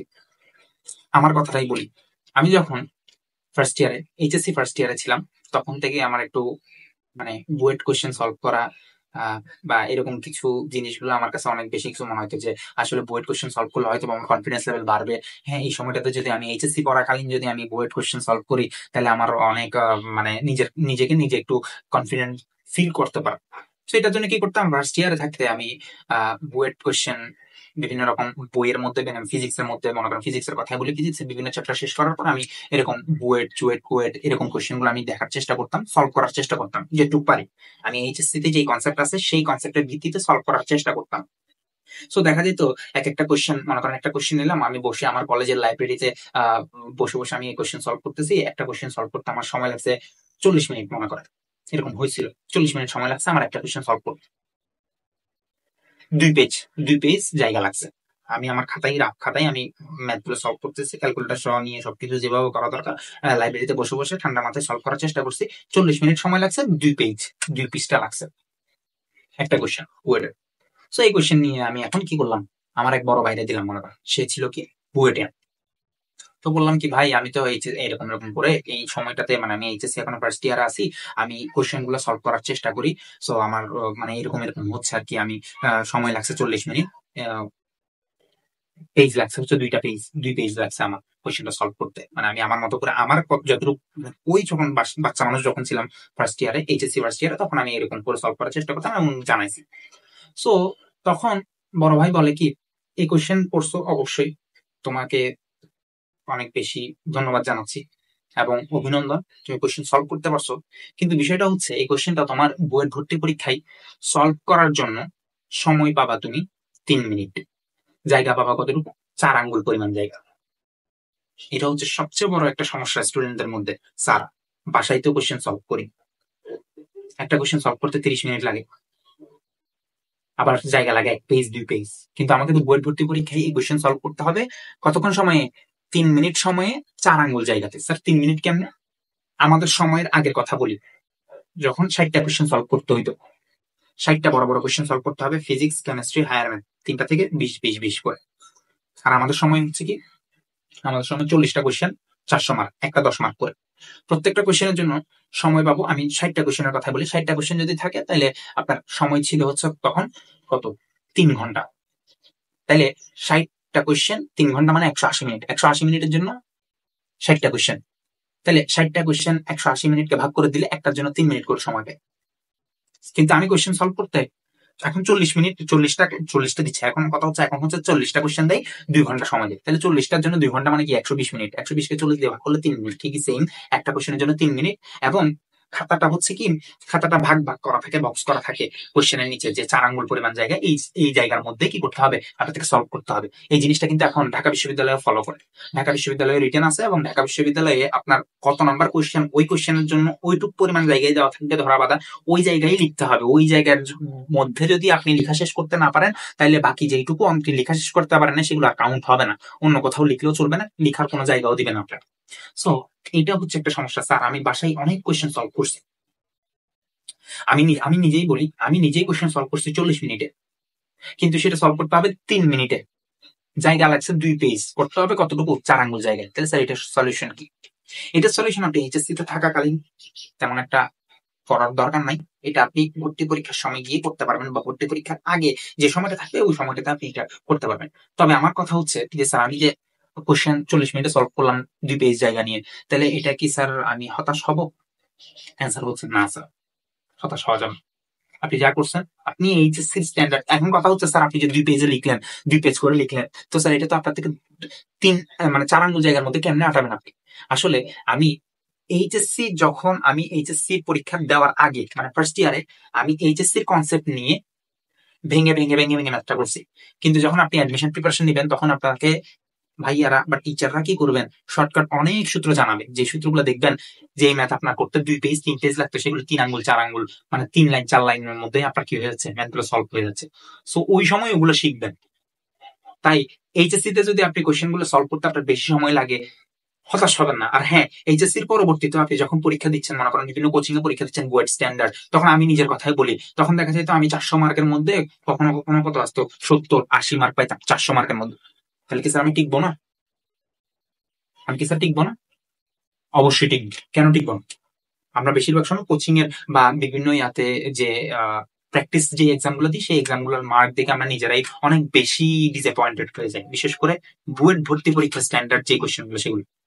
তো স্যার আমার কি হবে, 400 মার্কের মধ্যে আমি 75 পাচ্ছি, কিন্তু সেটা আপনি কোচিং এ পাচ্ছেন। মাথায় রাখবেন, আপনি যে কোচিং গুলোতে পড়েন অবশ্যই সেই কোচিং এর কোয়েশ্চেন, বুয়েট এর বুয়েট প্রিপারেশনের জন্য যে কোচিং এ পড়তেছেন সেখানকার কোয়েশ্চেন অবশ্যই অবশ্যই বুয়েটের চেয়ে কি করে, তুলনামূলক কঠিন করার চেষ্টা করে। সো আপনার কি করতে হবে, তাহলে আপনার প্রত্যেকটা পরীক্ষায় নিজেকে আপগ্রেড করতে হবে। একটা পরীক্ষায় আপনি 79 পাইছেন, তার পরবর্তী পরীক্ষায় অবশ্যই অবশ্যই আপনাকে 80 পাইতে হবে। 79ও পাওয়া যাবে না। মানে কি, আপনি আজকের পরীক্ষায় 79 পাইছেন, নেক্সট পরীক্ষায় এর চেয়ে ভালো করতে হবে, এটার সমানও করা যাবে না, এটার চেয়েও ভালো করতে হবে। তাহলে কি করতে হবে, 79 পাওয়া যাবে না, নেক্সট পরীক্ষা 80 পাইতে হবে, কিংবা 80-র চেয়ে বেশি পাইতে হবে। নিজের সাথে নিজে কম্পিটিশন করবে, গ্রাজুয়ালি আপনাকে আপডেট করতে হবে। বেশি বেশি পরীক্ষা দিতে বলছি, তাই এই কারণে বেশি বেশি পরীক্ষা অ্যাটেন্ড করবেন। যেখানে যেভাবে পান না কেন, পরীক্ষা যেখানেই যান না কেন, আপনি যেখানেই পান না কেন, ফ্রি হোক ভর্তি হয়ে হোক, যেখানেই পান পরীক্ষা দেওয়ার চেষ্টা করবেন বেশি বেশি। পরীক্ষা দিলে নিজের কি হবে, আপনি নিজেকে যাচাই করতে পারবেন যে আপনার আসলে ডেভেলপমেন্ট হচ্ছে কিনা। আরেকটা বিষয়, আপনি একটা কোয়েশ্চেন মনে করেন আপনার সলভ করতে 20 মিনিট লাগলো, বা একদিন পুরো সময় লাগে গেছে, আপনি কোয়েশ্চেন সলভ করতে পারলেন না, পরে এসে আপনি আমাকে দিলেন বা আপনার স্যারকে দিলেন, দেখছেন স্যারে কি করছে, 1 মিনিটে কোয়েশ্চেনটা সলভ করে দিছে। এই জিনিসগুলো দেখে অনেকে হতাশ হয়ে যায়, স্যার আপনি তো স্যার 1 মিনিট 2 মিনিটে সলভ করে ফেলছেন, আমি তো একদিন 2 দিনও আমার মাথায় এগুলো আসে নাই। কিন্তু আপনি একদিন 2 দিন কিন্তু ট্রাই করছেন, কোয়েশ্চেনটা সলভ করার ট্রাই করছেন, অনেকগুলো অ্যাপ্রোচ করছেন, অনেকগুলো ওয়েতে, হয়তো বা ওই ওয়েতে গিয়ে আপনি অ্যান্সার মিলাতে পারেন না। সো এগুলো নিয়ে ডিসঅ্যাপয়েন্টেড হবেন না। কেন? কারণ আপনি যে একদিন অনেকগুলো, একটা ম্যাথ করতে যাই 100টা ওয়ে প্রসেস করার চেষ্টা করছেন, আপনি একটা ওয়েতে অ্যাপ্রোচ করার চেষ্টা করছেন, সেই অ্যাপ্রোচটা আপনার বৃথা হবে না। সেটা কিন্তু আপনি 100টা ম্যাথের ওয়ে আপনি অ্যাপ্রোচ করছেন, হয়তো বা এটার জন্য যে এই ওয়েটা দরকার সেটা আপনার হয়তো মাথায় আসে না, তাই ডিসঅ্যাপয়েন্টেড হবে না। অনেক স্টুডেন্ট দেখি আমি এরকম ডিসঅ্যাপয়েন্টেড হয়েছে, স্যার আমি 2 দিন 3 দিন সলভ করার চেষ্টা করছি, কিন্তু আপনাকে দিছি আপনি 2 মিনিটে করে দিচ্ছেন। হ্যাঁ, স্যার আপনার হচ্ছে অনেক বেশি এক্সপিরিয়েন্সড এবং স্যারের সেই সম্পর্কে অবশ্যই স্যারের ধারণা আছে সেই সব কোয়েশ্চেন গুলা, সেই কারণে স্যার সলভ করা দিচ্ছে। কিন্তু আপনি যে সেটা করার জন্য 100টা ওয়ে 200টা ওয়ে সলভ মানে অ্যাপ্রোচ করছেন, এগুলো কিন্তু বৃথা না। এগুলো দেখবেন যে এই 100টা ওয়ে এর কোনো একটা ওয়ে আপনি অন্য কোনো ম্যাথ করার সময় আপনার কাজে লেগে যেতে পারে। তাই এটা হচ্ছে আমার সস্তা গাইডলাইন, যে বেশি বেশি এক্সাম দিবেন, বেশি বেশি নিজেকে মোটিভেটেড রাখার চেষ্টা করবেন। আর সময় যেমনই যাক না কেন, হ্যাঁ, তবে এগুলো হচ্ছে 40 মিনিট 30 মিনিট, এগুলো বলতেছি প্রথম প্রথম। আপনি আস্তে আস্তে আস্তে আস্তে যখন পরীক্ষা দিতে দিতে দিতে একদম ভর্তি পরীক্ষার আগ মোমেন্টে চলে যাবেন, তখন দেখবেন যে আপনার সময় আসলে 3 থেকে 4 মিনিট লাগতেছে প্রত্যেকটা বিষয়। এবং এগুলোই হয়। পরে যাই দেখবেন ভর্তি পরীক্ষা ইনশাল্লাহ বরাবর সময় বরাবর যতটুকু দরকার ভালোটাই হবে। ঠিক আছে, এটাই হলো হচ্ছে আমার মোটামুটি ভর্তি পরীক্ষা রিলেটেড সস্তা গাইডলাইন। খুব ছোটখাটো কথা বলছি। এই ছোটখাটো কথাগুলো কিন্তু আপনি যদি ভালোভাবে ইমপ্লিমেন্ট করতে পারেন, আশা আশা করা যায় আপনার সাইড থেকে কোনো ভালো কিছু পাওয়া যাইতে পারে ইনশাল্লাহ। এবং এটা ছিল আমার স্ট্র্যাটেজি। সো এখন আমি হচ্ছে আমার অ্যাডমিশন এক্সামের, হ্যাঁ, অ্যাডমিশন টেস্টের আমি এক্সপিরিয়েন্স গুলো এখন একটু শেয়ার করবো। তো আমার admission test, university admission test প্রথম পরীক্ষাটা ছিল ঢাকা বিশ্ববিদ্যালয়ের। ঢাকা বিশ্ববিদ্যালয়ের পরীক্ষা আমার চট্টগ্রাম বিশ্ববিদ্যালয়ে অনুষ্ঠিত হয়। আহ কারণ আমরা করোনার সময় আমাদের প্রত্যেক ডিস্ট্রিক্টের স্টুডেন্টরা গিয়ে যাতে একসাথে গাদাগাদি করে ঢাকা বিশ্ববিদ্যালয়ে একদম হলে যাতে পরীক্ষা দিতে না হয়, সেই কারণে এই ডিসিশনটা নিয়েছিল। তো আমার আমার হল পড়ছিল হচ্ছে চট্টগ্রাম বিশ্ববিদ্যালয়ে, যেহেতু আমি চট্টগ্রামের স্টুডেন্ট, তো আমার হল পড়েছিল চট্টগ্রাম বিশ্ববিদ্যালয়ে। সো আমার অ্যাডমিশনের ফার্স্ট এক্সাম ছিল হচ্ছে ওই ঢাকা বিশ্ববিদ্যালয়ে অ্যাডমিশন টেস্ট। সো ওইখানে রিটেন প্লাস এমসিকিউ দুইটাই ছিল। সো মোটামুটি আমি যে প্রিপারেশন, যেহেতু বুয়েটের জন্য প্রিপারেশন নিয়েছি, তাহলে আমার মোটামুটি রিটেনের জন্য অবশ্যই মোটামুটি কনফিডেন্স ছিল, এবং আমি আলহামদুলিল্লাহ ওরকম প্রিপারেশন নিয়ে গেছিলাম। আর একটা কথা জানাই রাখি, সেটা হচ্ছে আমার ভর্তি পরীক্ষায় আমার স্ট্রং পয়েন্ট, আমার স্ট্রং পয়েন্ট ছিল মানে কোন কোন সাবজেক্ট স্ট্রং পয়েন্ট, এক একটা স্টুডেন্টের স্ট্রং পয়েন্ট থাকে যে আমার এই সাবজেক্টে স্ট্রং, এই সাবজেক্টটা বেশি স্ট্রং, এমসিকিউতে এই সাবজেক্ট বেশি স্ট্রং, সিকিউতে এই সাবজেক্ট বেশি স্ট্রং। সো এটা কি করতো, আমাকে হেল্প করতো কি আমার স্ট্রং পয়েন্টটা আমি আগে থেকে বুঝে নিছি। আমি যখন প্রিপারেশন নিছি কিংবা এইচএসসি তে পড়াশোনা করছি, তো আমি তো বুঝতে পারছি যে কোন সাবজেক্টটা আমার বেশি স্ট্রং আছে, সেই স্ট্রং পয়েন্টটা দিয়ে আমি পরীক্ষা শুরু করি, মানে করতাম আর কি। আমার এই এই এই ক্ষেত্রে আমার স্ট্রং পয়েন্ট ছিল হচ্ছে biology. First of all MCQ যদি হয় তাহলে বায়োলজি হচ্ছে আমার স্ট্রং পয়েন্ট। আমি এমসিকিউ শুরু করতাম হচ্ছে বায়োলজি দিয়ে, এরপর হচ্ছে কেমিস্ট্রি, এরপরে হচ্ছে ফিজিক্স, এরপরে হচ্ছে ম্যাথ। মানে মেইন কথা যেগুলো বেশি ক্যালকুলেশন থাকে সেগুলো আমি পরের দিকে করার চেষ্টা করতাম। সো আমি এইরকম এভাবে করেই সেট করে গেছিলাম, বিশেষ করে এমসিকিউর জন্য। আর সিকিউ হলো রিটার্ন শুরু করতে, রিটার্ন আমি শুরু করতাম হচ্ছে ফিজিক্স দিয়ে, তারপর হচ্ছে হায়ার ম্যাথ দিয়ে, এরপর হচ্ছে কেমিস্ট্রি, এরপর বায়োলজি। মানে হচ্ছে রিটার্নের ক্ষেত্রে যেটাতে বেশি লেখা লিখতে হবে, মানে বায়োলজিতে দেখা যায় কি অনেক সময় বেশি লিখতে হয়। ঢাকা বিশ্ববিদ্যালয়ে অবশ্যই আমি বায়োলজি অ্যান্সার করছিলাম, কারণ আমি ইংলিশ এবং বাংলা, ইংলিশ বা বাংলা এই পার্টটা যারা অ্যান্সার করবে তারা হচ্ছে বায়োলজি রিলেটেড যেই পার্ট গুলো আছে আর কি, বায়োলজি রিলেটেড যে ডিপার্টমেন্ট গুলো আছে, বিশেষ করে জেনেটিক ইঞ্জিনিয়ারিং এইসব সাবজেক্ট গুলা কিংবা মাইক্রোবায়োলজি, এইগুলো না পাওয়ার একটা চান্স, না পাওয়ার চান্স মানে হচ্ছে পাবে না, মেইন কথা হচ্ছে বায়োলজি অ্যান্সার করতে হবে ওই সাবজেক্ট গুলো, ভালো ভালো সাবজেক্ট গুলো পাওয়ার জন্য। তো আমি প্রিপারেশন, আমার যেহেতু আমি এইচএসসি তে বায়োলজি ফ্রিক ছিলাম অনেক বেশি, আমি বায়োলজি খুব বেশি করে পড়ছিলাম। সো আমার প্রিপারেশন বায়োলজিতে মোটামুটি স্ট্রং ছিল আলহামদুলিল্লাহ। তো ঢাকা বিশ্ববিদ্যালয়ের ভর্তি পরীক্ষা আমি চট্টগ্রাম বিশ্ববিদ্যালয়ে অ্যাটেন্ড করলাম। সো এটা কিন্তু সবাই জানেন যে হচ্ছে ঢাকা বিশ্ববিদ্যালয়ে ক্যালকুলেটর অ্যালাউড না, এবং লেখা ছিল ঘড়িও অ্যালাউ না। পরীক্ষার কেন্দ্রে আমি নিজের কোনো হাতের ঘড়ি নিয়ে যেতে পারবো না, সেটা হোক ডিজিটাল সেটা হোক অ্যানালগ, যাই হোক না কেন আমি ঘড়ি নিয়ে যেতে পারবো না। জাস্ট আমি পেন্সিল, কলম আর আবার যা কিছু নিতে হয় আর হচ্ছে ওই অ্যাডমিট কার্ডটা নিয়ে যেতে পারবো। তো ঠিক আছে, গেলাম ভর্তি পরীক্ষা অ্যাটেন্ড করলাম, গেলাম হলে। হলে গিয়ে এখন ভর্তি পরীক্ষা কিন্তু অনেক গুরুত্বপূর্ণ একটা ভূমিকা থাকে, পালন করা হচ্ছে এই ঘড়িটা। মেন কথা হচ্ছে টাইমিংটা। ভর্তি পরীক্ষায় আমাদের টাইমিংটা খুব বেশি জরুরি, যে আমি কোন কোয়েশ্চেন কত সময়ে করব সেটা আমি ধরা বাঁধা এতদিন প্র্যাকটিস করে আসছি। পরীক্ষায় বসে আমি ঠিক সেম ওই রকম প্র্যাকটিসের মতো করে আমি যত মিনিট ধরে রাখছি, কারণ একটা তো পরিকল্পনা আছে পরীক্ষার জন্য, যে আমি 10 মিনিটে করবো হচ্ছে বায়োলজির এমসিকিউ, বাকি 10 মিনিটে করবো হচ্ছে কেমিস্ট্রি এমসিকিউ। সেগুলো ঘড়ি দিয়ে আমরা সময়গুলো দেখে দেখে করার একটা চিন্তা আমাদের মাথায় থাকে, এবং আমরা এইভাবেই প্রিপারেশন নিয়ে যাই। সো সাধারণত যেহেতু আমাকে ঘড়ি নিয়ে যেতে মানা করছে, মানে আমাদেরকে ঘড়ি অ্যালাউ না বলছে, so আমরা তো কেউ ঘড়ি নিয়ে যাই। সো ঘড়ি নিয়ে যায়নি, অর্থাৎ আমরা হলের ঘড়ি থাকবে, সেই ঘড়ি থেকে আমরা দেখে সময়টা আহ, আহ, মানে পরীক্ষায় যে এরকম অ্যান্সার করা দরকার ওই সময়গুলো আমরা ধরা বাঁধা নিয়মগুলো আমরা দেখে নিবো আর কি। সো এইটা হচ্ছে একটা আনওয়ান্টেড ঘটনা। সেটা হচ্ছে আমি যেই আমাদের চট্টগ্রাম বিশ্ববিদ্যালয়ে আমার যেই রুমে হল পড়ছিল, পরীক্ষা কেন্দ্র যে রুমে ছিল, আমি সেই রুমে কিন্তু আনফরচুনেটলি ঘড়ি ছিল না। তো এটা কিন্তু অনেক বড় একটা ধাক্কা ছিল আমার জন্য ঢাকা বিশ্ববিদ্যালয়ে ভর্তি পরীক্ষায়। কারণ আমি সবকিছুই হচ্ছে সময়ের উপর নির্ধারণ করে গেছিলাম, কারণ আমি এত সময়ে এটা শেষ করতে হবে, এই সময়ে এটা শেষ করতে হবে, কিন্তু সবকিছু কিন্তু আমার একটা মোটামুটি একটা পরিকল্পনা নিয়ে গেছিলাম। সো ওইখানে গিয়ে যখন দেখতেছি ঘড়ি নাই, এবং টিচারদেরকে জানানোর পরেও টিচাররা কিছু করার নাই, বলতেছে যাই হোক আমরা মুখে বলবো, স্যারা বলছে মুখে বলবো। তো স্যারে কতক্ষণ মুখে বলা যায়? স্যার তো আমাকে বলবো হচ্ছে আধা ঘন্টা শেষ হইলে কিংবা আধা ঘন্টা বাকি থাকলে ওই সময় স্যার আমাকে ওয়ার্ন করবে যে হচ্ছে 30 মিনিটস লেফট, কিংবা ফিফটিন মিনিটস লেফট, এরকম বলবে। সো ওইটা তো আমার জন্য অত বেশি ইফেক্টিভ হবে না। আমার তো ইফেক্টিভ হবে হচ্ছে প্রত্যেক মিনিট প্রত্যেক সেকেন্ড। আমার কিন্তু ভর্তি পরীক্ষা প্রত্যেক মিনিট প্রত্যেক সেকেন্ড কিন্তু আমাদের ক্যালকুলেশনের মধ্যে থাকে, যে হচ্ছে আমি কাউন্টিং এ রাখি যে আমার এই কোশ্চেনের জন্য আমার এত মিনিট 2 মিনিট লাগতে পারে, এই 5 মিনিটে আমার এটা শেষ করতে হবে, এই এত মিনিট, এইগুলো প্রত্যেকটা মিনিট মিনিট আমাদের কিন্তু খুব বেশি ইম্পর্টেন্ট। কারণ 1 ঘন্টা পরীক্ষা বা 1.5 ঘন্টা পরীক্ষা যেটাই দিন না কেন, 1 ঘন্টা 1 ঘন্টা 20 মিনিট এগুলো খুবই মূল্যবান থাকে, এবং সেগুলো ধরা বাঁধার সময় করতে হয়। সো কিছু করার নাই, এখন তো আসলে আনওয়ান্টেড ঘটনা, আমি আগেও বলছিলাম আনওয়ান্টেড অনেক রকম ঘটনা ঘটতে পারে। সো আমার ঢাকা বিশ্ববিদ্যালয় ভর্তি পরীক্ষার মধ্যে এরকম আনওয়ান্টেড ঘটনা হচ্ছে এই ঘড়ি যে ছিল না সেটা। তো ঘড়ি ছাড়াও কিছু করার নাই, নিজের মতো নিজে ভালো মতো করার চেষ্টা করছি, আলহামদুলিল্লাহ পরীক্ষা দিয়ে বের হয়েছি। তো পরীক্ষা আমার মোটামুটি কোশ্চেন স্ট্যান্ডার্ড মনে হয়েছে, কিন্তু বের হওয়ার পরে পোলাপাইন তো বলা বলি শুরু করছে হচ্ছে কোশ্চেন অনেক সহজ হয়েছে। হ্যাঁ, 120 মার্কের পরীক্ষার মধ্যে ওরা কত প্রায় 120 মার্কের পরীক্ষার মধ্যে ওরা বলে কি ওরা 110-এর উপরে পাবে, 15, 16 এরকম অ্যান্সার করে আসছে, এরকম বলতেছে। তো ওই জায়গায় দেখা গেছে আমি হচ্ছে মানে 100-র মতো অ্যান্সার করছি, 120-এর মধ্যে আমি মানে প্রায় 10 থেকে 15, 16 মার্কের মতো আমি ছেড়ে আসছি। তো যাই হোক, সো এইগুলো দেখে আবার আমি তখন কনফিডেন্ট ছিলাম না, আমি তো পরীক্ষা দিয়ে বেরিয়েছি, আমি তো জানি না যে অ্যান্সার মিলছে কি মিলে না, নিজের মতো মিলে মানে করে দিয়ে আসছি, কারণ ক্যালকুলেটারও নাই। নিজের মতো নিজে যাই কিছু করি না কেন, আহ ওটা এখানের মধ্যে আর কিছু করার থাকে না। ভর্তি পরীক্ষা পরীক্ষা দিয়ে বের হওয়ার পর আসলে আর কিছু করার থাকে না। তো আমি সবার কথাবার্তা শুনতেছি, সবাই বলতেছে, আশেপাশে যার সাথেই কথা বলতেছি সবাই বলতেছে হচ্ছে 110, 115, 120-এর মধ্যে 120 অ্যান্সার করে চলে আসছে, এবং কোশ্চেন অনেক সহজ হয়েছে, সবার সবকিছু মিলছে।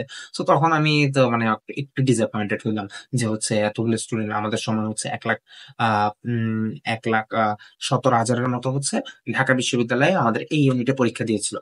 সো 1,10,000-এর মধ্যে আমি তো যাকেই দেখতেছি মোটামুটি, যেই হলেই দেখতেছি, সবাই বলতেছে সহজ যে কোশ্চেন, সেটা বলবে, এটা সচরাচর বলবে। কিন্তু তখন তো বাচ্চা মানুষ ছিলাম, এগুলো বুঝতাম না। তো এগুলো শুনে একটু ডিসঅ্যাপয়েন্টেড হয়েছিলাম। তখন করছে আমার ভাই, আমাকে বলছেন আমার ভাইয়া, কারণ আমার এরপরে হচ্ছে ঢাকা বিশ্ববিদ্যালয়ের পরীক্ষার প্রায় 3 থেকে 4 দিন পর হচ্ছে আমার রাজশাহী বিশ্ববিদ্যালয়ে ভর্তি পরীক্ষা। এবং রাজশাহী বিশ্ববিদ্যালয়ে ভর্তি পরীক্ষা কিন্তু রাজশাহী ইউনিভার্সিটিতেই হবে, অর্থাৎ আমার চট্টগ্রাম থেকে রাজশাহীতে যাওয়া লাগবে, গিয়ে ওইখানে পরীক্ষা দেওয়া লাগবে। সো আমি ঢাকা বিশ্ববিদ্যালয়ে যেদিন পরীক্ষা ছিল সেই দিন শুক্রবার ছিল, সেই দিন বিকালে হচ্ছে আমার গাড়ি ছিল, আমার টিকিট করা ছিল, রাজশাহীর উদ্দেশ্যে আমার রওনা হতে হবে। সো আমার পরীক্ষা শেষ হওয়ার পরে চট্টগ্রাম বিশ্ববিদ্যালয় থেকে আমার বাসায় আসতে হবে, এসে মাত্র সাথে সাথে আবার রওনা দিতে হবে রাজশাহীর উদ্দেশ্যে। সো এই কারণে আমার ভাই বললো হচ্ছে মানে কারোর সাথে এত কথা বলার দরকার নাই, এইসব জিনিস নিয়ে এখন ডিসঅ্যাপয়েন্টেড হওয়ার কোনো মানেই হয় না, কারণ সামনে আরো অনেক পরীক্ষা আছে। যাই হোক, টিকলে টিকলো না টিকলে নাই, তাওয়াক্কাল তো আল্লাহ। তো কথা এইটুকুতেই অফ, মানে কারোর সাথে আর এই পরীক্ষার ব্যাপারে কোনো কথা বলি নাই, যে কত অ্যান্সার করছে, কাটমার্ক কেমন হইতে পারে, কোশ্চেনের স্ট্যান্ডার্ড কেমন, এগুলো নিয়ে আর কথা বলিনি। আমি বাসায় এসে পরে রওনা দিলাম, প্রায় 14 ঘন্টা জার্নি করে রাজশাহী ইউনিভার্সিটির জন্য আমি রাজশাহীতে গিয়ে পৌঁছে ওখানে আমি আমার কাজিনের আহ বাসায় ছিলাম, ওর মেসে ছিলাম, উনিও রাজশাহী ইউনিভার্সিটির স্টুডেন্ট ছিলেন। সো ওইখানে থেকে তারপর আমার রাজশাহী ইউনিভার্সিটির এক্সাম দিলাম। তো ওইখানে রাজশাহী ইউনিভার্সিটিতে আমি সিলেক্ট করছিলাম হচ্ছে মানে পড়ার মানে পরীক্ষা দেওয়ার জন্য। পরীক্ষার কিন্তু কয়েকটা সেকশন আছে, যে হচ্ছে আমি হয় বায়োলজি আর ম্যাথ অ্যান্সার করতে পারি, অথবা অনলি ম্যাথ অ্যান্সার করতে পারি, অথবা অনলি বায়োলজি অ্যান্সার করতে পারি, অথবা আহ, মানে বায়োলজি ম্যাথ দুইটাই অ্যান্সার করতে পারি। মানে মানে আমার চয়েস ছিল হচ্ছে বায়োলজি আর ম্যাথের মধ্যে। ওইখানে একটা অপশন ছিল হচ্ছে আপনি বায়োলজি আর ম্যাথের মধ্যে চয়েস করতে পারবেন। ফিজিক্স, কেমিস্ট্রি, আইসিটি এগুলো আপনার থেকে ম্যান্ডেটরি অ্যান্সার করতে হবে, কিন্তু অপশনাল হিসেবে আপনি হয় বায়োলজি অ্যান্সার করতে পারেন, অথবা ম্যাথ অ্যান্সার করতে পারেন, অথবা দুইটাই অ্যান্সার করতে পারেন। সো যদি অনলি বায়োলজি অ্যান্সার করেন তখন ম্যাথের সেক্টর মানে ম্যাথের সাথে রিলেটেড যে ডিপার্টমেন্ট গুলো আছে সেই ডিপার্টমেন্ট গুলো আপনি পাবেন টিকার পরে। আর যদি অনলি ম্যাথ ইয়া করেন অ্যান্সার করেন বায়োলজি বাদে, তাহলে বায়োলজির সাথে যে রিলেটেড ভালো ভালো subject microbiology, biochemistry, genetic engineering এগুলো কিন্তু আপনি পাবেন না। সো এইগুলোর কারণে তো আমি সিলেক্ট করছিলাম আমি বায়োলজি ম্যাথ দুইটাই। যেহেতু আমি বইয়ের প্রিপারেশন নিচ্ছি, তাহলে আমার অবশ্যই ম্যাথের প্রিপারেশন ভালো ছিল, এবং সেই সাথে আমি বায়োলজিও আমার প্রিপারেশন আলহামদুলিল্লাহ মোটামুটি ভালো ছিল। তো আমি বায়োলজি পরীক্ষা, বায়োলজি প্লাস ম্যাথ এই দুইটাই দেখাইলাম। সো দেখা গেছে ওখানে বায়োলজিতে আসলে অনেক মানে আচ্ছা, হ্যাঁ হ্যাঁ, সরি স্যার, আমি ম্যাথের সেক্টরটা একটু বাদ দিছিলাম। ম্যাথের সেক্টরটা বাদ দিছিলাম, এখনই মনে পড়ছে। আমি ঢাকা বিশ্ববিদ্যালয়ে বায়োলজি ম্যাথ দুইটাই দেখাইছি, কিন্তু রাজশাহী ইউনিভার্সিটিতে আমি ম্যাথ বাদ দিছিলাম, অনলি বায়োলজি দেখাইছিলাম। কারণ ম্যাথের সাথে যেই সাবজেক্ট গুলো ছিল ওইগুলো আমার কাছে অত বেশি ইম্পর্টেন্ট মনে হয় না। আমার বেশি ইম্পর্টেন্ট মনে হয়েছে বায়োলজি সাইডের গুলা, কারণ আমি বায়ো মানে জেনেটিক ইঞ্জিনিয়ারিং, মাইক্রোবায়োলজি, বায়োকেমিস্ট্রি এগুলোর প্রতি আমার একটা একটা টান ছিল ওই সময়টাতে। সো আমি বায়োলজি দেখাইছিলাম। সো আমার ম্যাথের মানে মেইন কথা হচ্ছে 25টা এমসিকিউ, পুরাই হচ্ছে 50টা এমসিকিউ আমার পুরাই হচ্ছে কি বায়োলজি থেকে আসছে।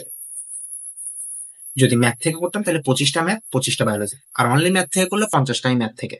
আর যদি অনলি বায়োলজি করি তাহলে 50টাই বায়োলজি থেকে। আর বাকি সেট বাকি যেগুলো আছে বাকি 50টা সেগুলো হচ্ছে ওইগুলা যেগুলো ম্যান্ডেটরি অ্যান্সার করতে হবে, ফিজিক্স, কেমিস্ট্রি, আইসিটি যা আছে তা আর কি। তো আমি বায়োলজি তো ফ্রিক ছিলাম, বায়োলজি খুব ভালো এক্সাম দিচ্ছি আমি। মোটামুটি 30 মিনিটে আমার হচ্ছে ভর্তি পরীক্ষা মানে পরীক্ষা দাগানো শেষ, কারণ বায়োলজি খুবই সহজ লাগতো আমার কাছে। আমি আমি আগেও বলছিলাম আমি এইচএসসি তে বায়োলজি ফ্রিক ছিলাম, মানে বায়োলজির প্রতি অন্যরকম একটা টান ছিল, আমি বায়োলজি বেশি পড়তাম।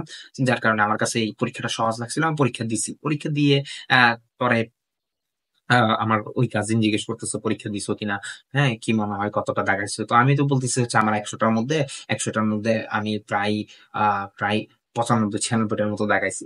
তো উনি বলছে বুঝে দাগাইছো নাকি না বুঝে দাগাইছো। আমি বলছি যে যা পারছি তা দাগাই দিছি, যদি আমার কাছে সহজ লাগছিল এক্সামটা। পরে বলছে আচ্ছা দেখো না কি হয়, রেজাল্টটা কেমন হয়। পরে আচ্ছা রাজশাহী ভর্তি পরীক্ষা দিয়ে আমি আবার চট্টগ্রামে আমি ব্যাক করলাম, কারণ আমার এরপরে গুচ্ছ পরীক্ষা মানে জিএসটি, যেখানে সাস্ট, তারপর জগন্নাথ বিশ্ববিদ্যালয় এগুলো মিলাই টোটাল 19টা বিজ্ঞান ও প্রযুক্তি বিশ্ববিদ্যালয় গুচ্ছ এক্সাম হবে আর কি। এর মধ্যে আমার রাজশাহী বিশ্ববিদ্যালয়ের রেজাল্ট দিয়ে দিচ্ছে। তো আলহামদুলিল্লাহ, আল্লাহর অশেষ রহমতে, আহ মা বাবার দোয়ায় আমি রাজশাহী বিশ্ববিদ্যালয়ে পুরো বাংলাদেশে 24তম স্থান পাইছিলাম। সো ওইটা নিয়ে একটা অনেক বেশি হাইপ তৈরি হয়ে গেছিল, কারণ আমরা জানি হচ্ছে যখন কোন একটা কিছুর রেজাল্ট দেয় বা যে কোনো কোনো একটা পরীক্ষা হয় তখন ওইটা নিয়েই সবাই মাতামাতি করে।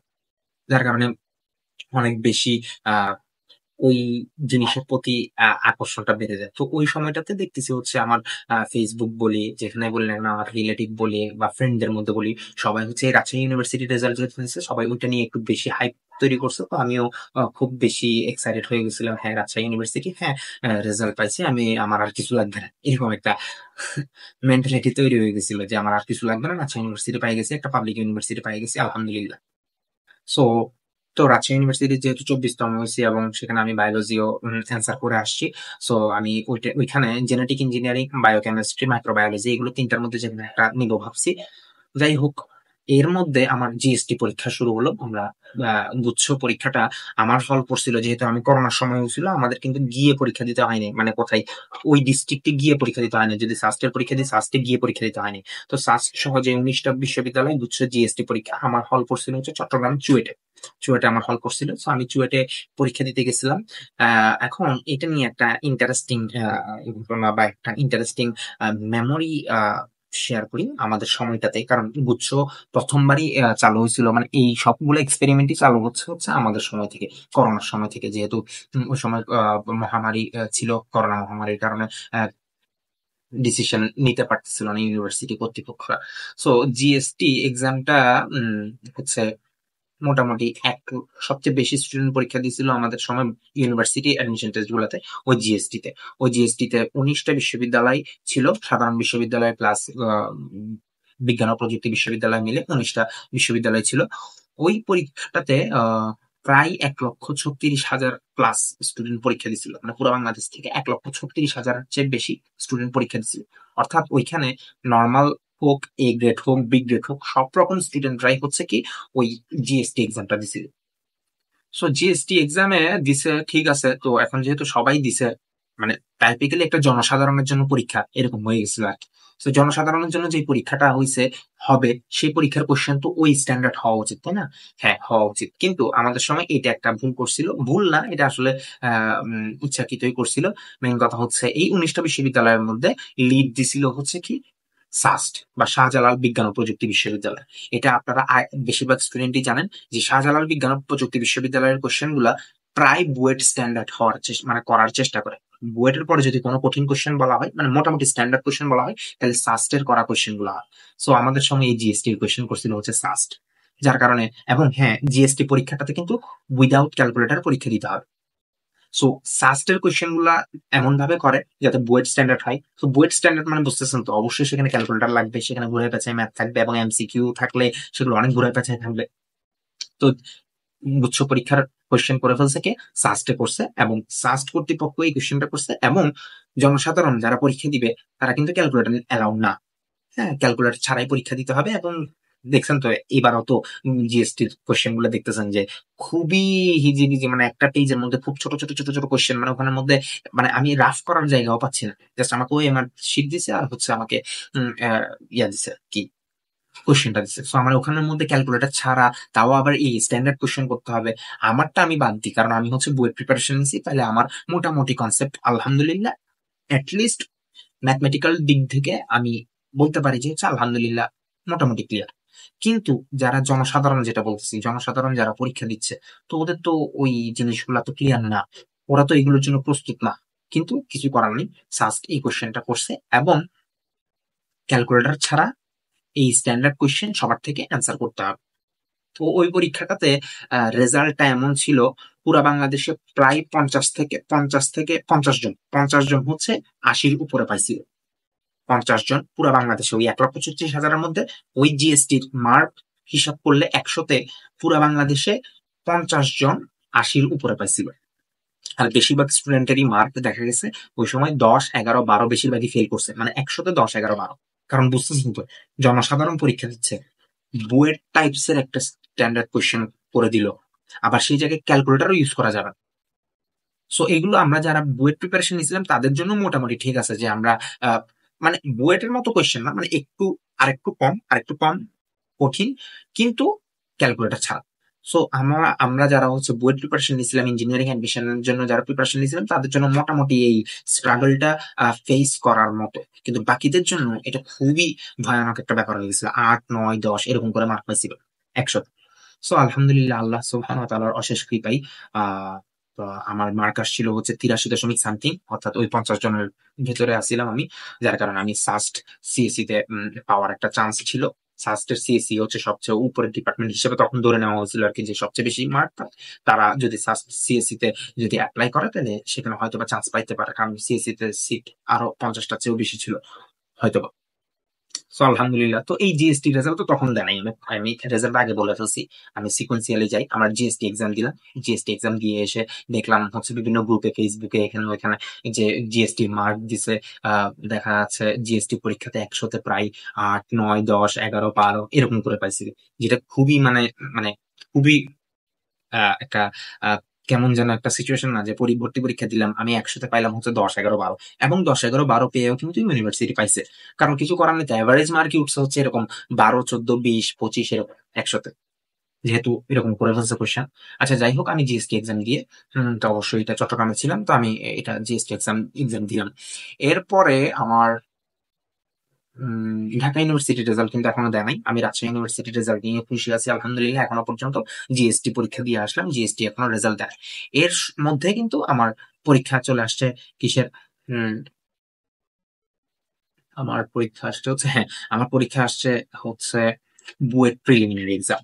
বুয়েটের প্রিলিমিনারি টেস্ট। তো আমি ঢাকায় গেলাম, ঢাকায় গিয়ে পরীক্ষা দিলাম বুয়েটে। 100টা এমসিকিউ, 100টা এমসিকিউ 50 মিনিট সময়, 1 ঘন্টায় করতে হবে।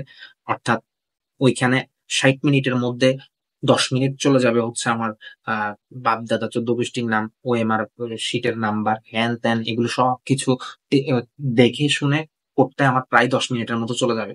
বাদ দিলে 5 মিনিটও যাইতে পারে, সর্বোচ্চ চাইলে 10 মিনিট পর্যন্ত চলে যাবে। স্যারা সাইন করবে, হ্যান ত্যান, কোশ্চেন, এগুলো সবকিছু পেপার আমার থেকে মেনটেন করতে করতে 10 মিনিট চলে যাবে। অর্থাৎ আমি 50 মিনিট 100টা কোশ্চেন সলভ করতে হবে। অর্থাৎ একটা কোশ্চেন সলভ করার জন্য আমি সময় পাবো 30 সেকেন্ড। এখন এই যে 100টা এমসিকিউ দিছে, এই 100টা এমসিকিউ কিন্তু আমার ফিজিক্স থেকে, কেমিস্ট্রি থেকে আর হায়ার ম্যাথ থেকে দিছে।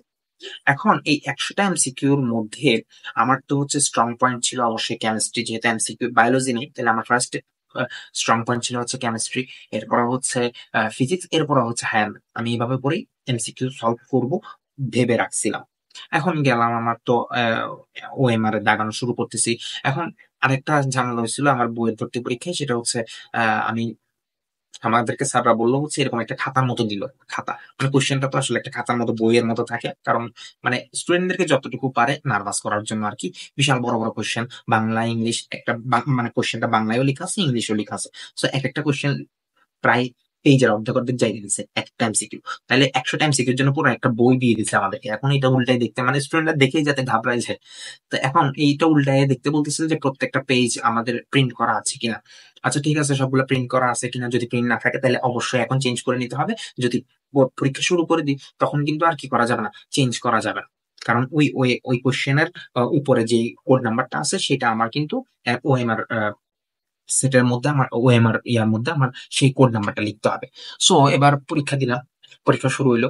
পরীক্ষার মাঝখানে গিয়ে আমি কয়েকটা এমসিকিউতে খেয়াল করলাম আমার ওইখানে, আমার যে এমসিকিউ গুলো আছে মানে এমসিকিউ যে কোশ্চেনটা ছিল, সেই কোশ্চেনের অপশন অনেক কিছু ভুল দেওয়া ছিল। কিরকম ক, খ, গ, ঘ থাকার কথা, আমারটা কি হয়েছে ক, খ, গ যেটা আছে সেটা খ লিখা, ঘটা ঘ লিখা।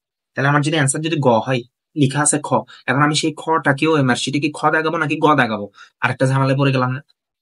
আমি কোশ্চেন নেওয়ার পরে তো সেগুলো দেখিনি, আমি তো কোশ্চেন যখন ম্যাথ মানে আমি কোশ্চেন সলভ করতে যাচ্ছি তখন আমি দেখতেছি যে স্যার এখানে তো ক, খ মানে দুইটা খ লিখা আছে, গ নেই। তো আমি ওএমআর কি দাগাবো, তো স্যারা বলছে যেটা প্রথমটা খ হবে দ্বিতীয়টা গ হবে আর কি।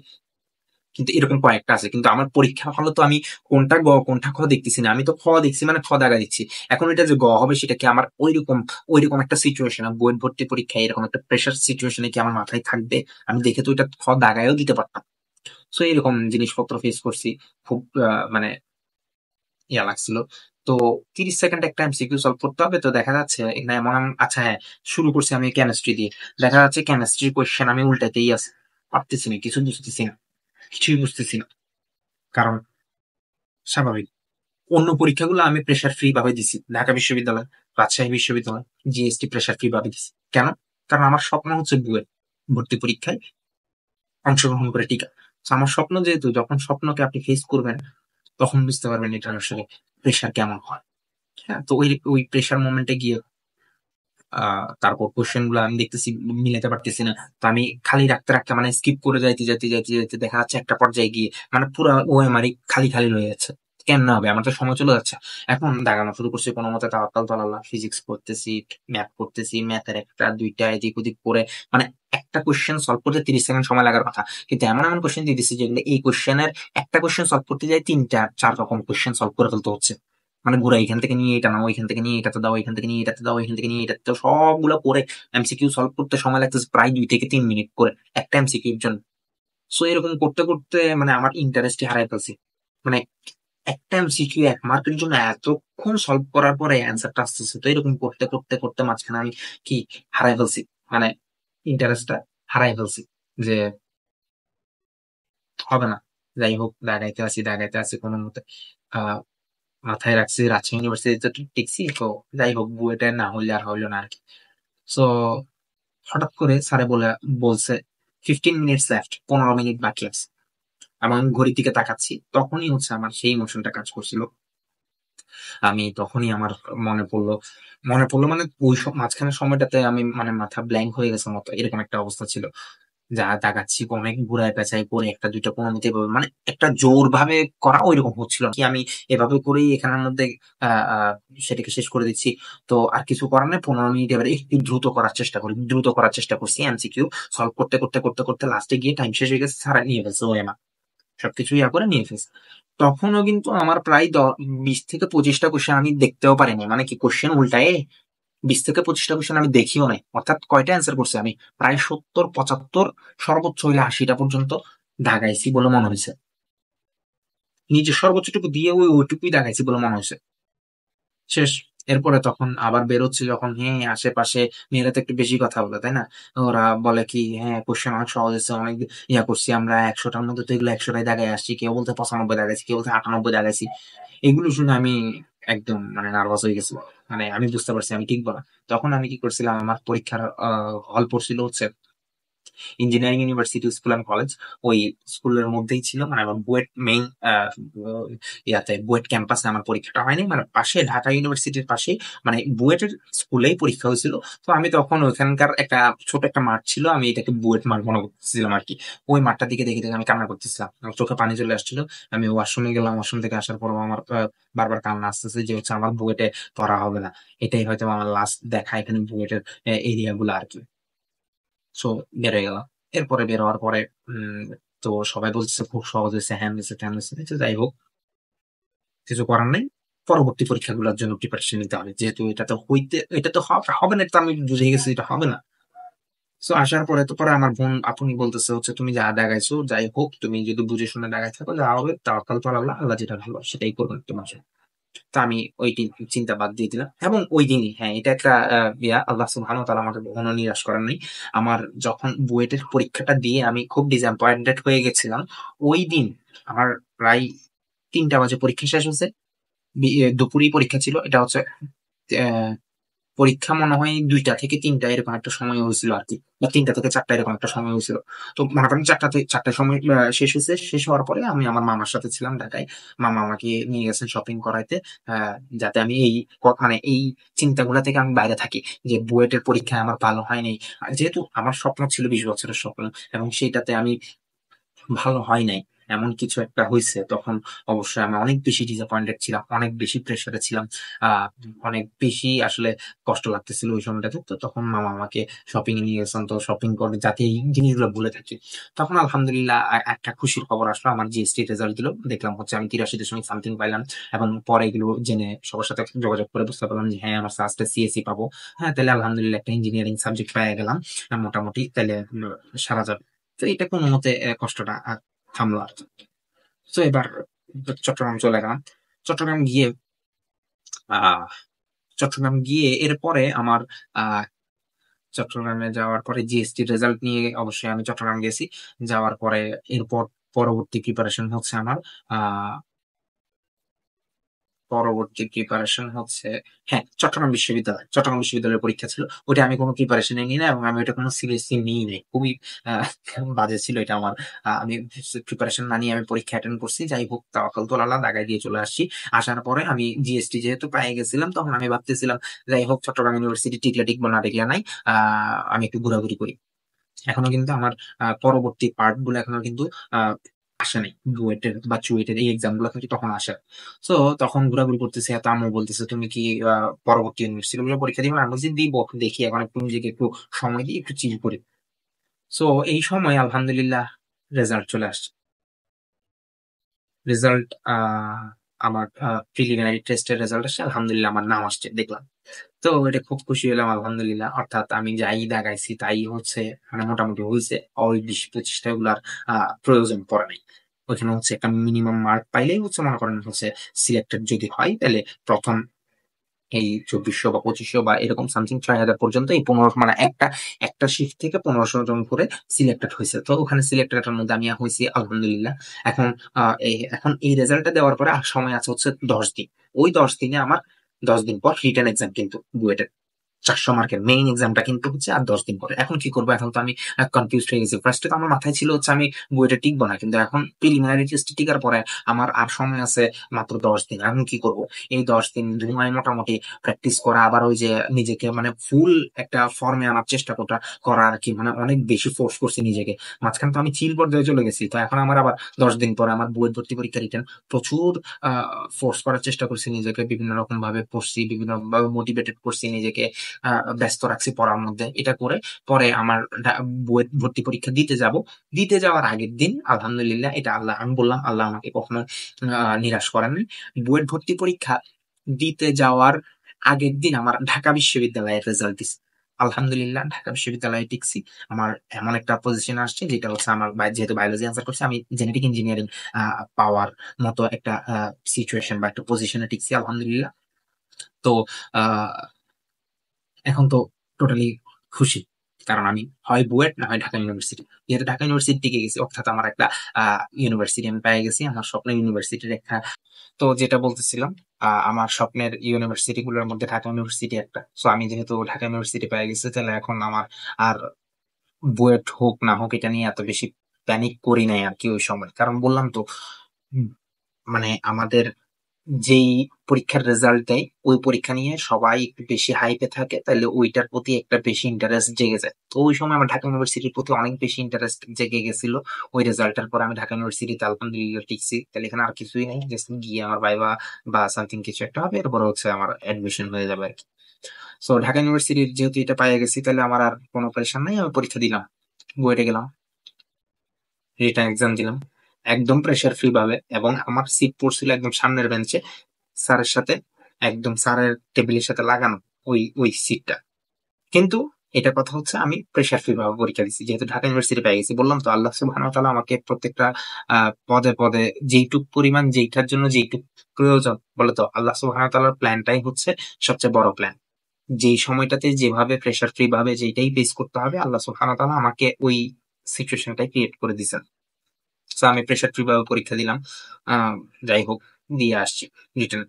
তো আলহামদুলিল্লাহ রেজাল্ট না, রেজাল্ট অনেক পরে দিছে। বুয়েট ভর্তি পরীক্ষা দিয়ে চলে আসছি। আসার পর হচ্ছে আমার চট্টগ্রাম বিশ্ববিদ্যালয়, আচ্ছা বুয়েট ভর্তি পরীক্ষার আহ, আগের দিন কিন্তু চট্টগ্রাম বিশ্ববিদ্যালয়ের ইয়াও দিয়ে দিছিল। উম, না, চট্টগ্রাম বিশ্ববিদ্যালয়ের রেজাল্ট কিন্তু আরো আগেই দিছিল। তো ওইটা তো আলহামদুলিল্লাহ টিকছি ওইখানে। চট্টগ্রাম বিশ্ববিদ্যালয়েও আলহামদুলিল্লাহ টিকছি। ওইটা মনে হয় স্ট্যাটিস্টিক্স মেবি ডিপার্টমেন্টে, ওখানে চান্স পেয়েছি আলহামদুলিল্লাহ। তো আমার এই যে বুয়েট ভর্তি পরীক্ষা দিয়ে চলে আসলাম, এই বুয়েট ভর্তি পরীক্ষা দেওয়ার 1 সপ্তাহ পরে আমার সিকে রুয়েট বা কুয়েট রুয়েটের যে ইঞ্জিনিয়ারিং গুচ্ছ পরীক্ষা ওইটা আছে। এবং সিকে রুয়েটের আমার হল পড়ছিল চট্টগ্রাম। এখন আমি বুয়েট পরীক্ষা দিয়ে আসার পরে বুয়েটের রেজাল্ট কিন্তু দেয়নি আমার। এখন তাহলে কি কি আছে? আমি রাজশাহী ইউনিভার্সিটি টিকছি, জিএসটি তে সাস্ট সিএসসি আছে, ঢাকা ইউনিভার্সিটি জেনেটিক ইঞ্জিনিয়ারিং আছে, তারপর হচ্ছে ঢাকা ইউনিভার্সিটি জেনেটিকের পরে চট্টগ্রাম ইউনিভার্সিটি আছে। চট্টগ্রাম ইউনিভার্সিটির পরে হচ্ছে এখন বুয়েট তো পরীক্ষা দিয়ে আসলাম, বুয়েটে তো টিকবো কিনা জানি না, যাই হোক দিয়ে আসছি। এটা টিকবো যে ধরে রাখি না, যাই হোক তাওয়াক্কাল তো আল্লাহ।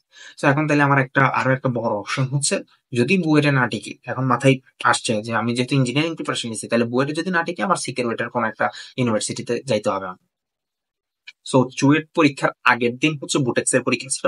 এবং চুয়েট পরীক্ষার আগের দিন মানে দুইটা পরীক্ষা ছিল, একটা হচ্ছে বুটেক্স এর পরীক্ষা, আর একটা হচ্ছে আমার আর্মি মানে মিলিটারি যে এক্সাম, বিএমএ তে যে পরীক্ষাটা আছে, আর্মির যে এক্সামটা আছে ওইটা আছে। তো আমি স্যাক্রিফাইস করছি চুয়েট সিকিউরিটির জন্য, বাকি দুইটাকে স্যাক্রিফাইস করছি, কারণ বুটেক্সটা আমার ঢাকায় গিয়ে অ্যাটেন্ড করা লাগবে। আর হচ্ছে আর্মিটা তো হচ্ছে এর আগে প্রিপারেশনটা ওইভাবে নিতে হবে, তো আমি আর্মিটাও পরীক্ষাও দিই নাই, আর হচ্ছে বুটেক্স এর পরীক্ষাও দিই নাই।